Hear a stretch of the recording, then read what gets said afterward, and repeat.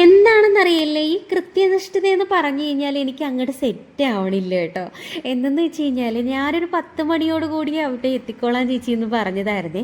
പക്ഷേ ഇപ്പോൾ ദാ 10 മണിയും കഴിഞ്ഞ് 11 മണിയും കഴിഞ്ഞ് 11:30യും കഴിഞ്ഞിട്ടുണ്ടായിരുന്നു കേട്ടോ. ഏകദേശം ഒരു 12 മണി അടുപ്പിച്ചാണ് അവിടെ എത്തിയിട്ടുണ്ടായിരുന്നത്.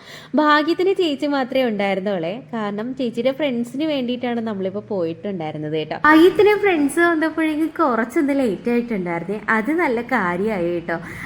അതുകൊണ്ട് തന്നെ നമുക്ക് ലേറ്റായ ഒരു ഇതൊന്നും തോന്നിയിട്ടുണ്ടായിരുന്നില്ല. എന്തായാലും ചെന്തപാടിയ കുറച്ച് നാട്ടുവർത്താനങ്ങളും കാര്യങ്ങളൊക്കെ പറഞ്ഞതിന് ശേഷമാണ് കേട്ടോ നമ്മൾ പരിപാടിയിലോട്ട് കടന്നത്. അപ്പോൾ സ്മൂത്തനിങ് ആണ് പറഞ്ഞിട്ടുണ്ടായിരുന്നത്. ആൾക്ക് അങ്ങനെ അങ്ങ് ഒട്ടിച്ച് ഇട്ട് ആ ഒരു ഇതിൽ കൊടുക്കണ്ട, എന്നാൽ ഇച്ചിരി ഓളിയുള്ള രീതിയിൽ കിടക്കണം. എൻ്റെ ഭാഗത്ത് ഭയങ്കരമായിട്ടും ഇതാവണ്ട, ആ എൻ്റെ ഭാഗത്തും കുറച്ച് ഓളിയുള്ള ടൈപ്പിൽ ചെയ്തു കൊടുക്കാൻ പറഞ്ഞിട്ടുണ്ടായിരുന്നു കേട്ടോ. അപ്പോൾ ആള് പറഞ്ഞതുപോലെ തന്നെ ചെയ്തു കൊടുത്തിട്ടുണ്ടായിരുന്നേ. അതിനിടയിൽ നമ്മൾ ഈ വർക്ക് ചെയ്യുന്നതിനിടയിലും ഒട്ടും മടിപ്പ് തോന്നാത്ത രീതിയിലായിരുന്നു കേട്ടോ ഇന്നത്തെ കാര്യങ്ങളെന്ന് പറഞ്ഞു കഴിഞ്ഞാൽ. കാരണം ചേച്ചി കൂടെ ഉള്ളപ്പോൾ സത്യം പറഞ്ഞു കഴിഞ്ഞാൽ വേറൊരു വൈബ് തന്നെയാണ് കേട്ടോ.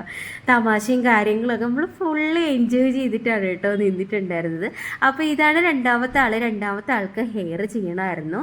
അപ്പോൾ ആളും പറഞ്ഞിട്ടുണ്ടായിരുന്നു ആളുടെ നല്ല കേളി ഹെയറാണ്. അപ്പോൾ ആളും ഈ പറഞ്ഞതുപോലെയൊക്കെ തന്നെയാണ് കേട്ടോ പറഞ്ഞിട്ടുണ്ടായിരുന്നത്. കാരണം ഒരുപാട് അങ്ങോട്ട് സ്ട്രെയിറ്റും ആവണ്ട, അല്ലാണ്ട് നല്ലൊരു സ്മൂത്തി ആയിട്ട് കിടക്കണമെന്ന് പറഞ്ഞിട്ടുണ്ടായിരുന്നേ.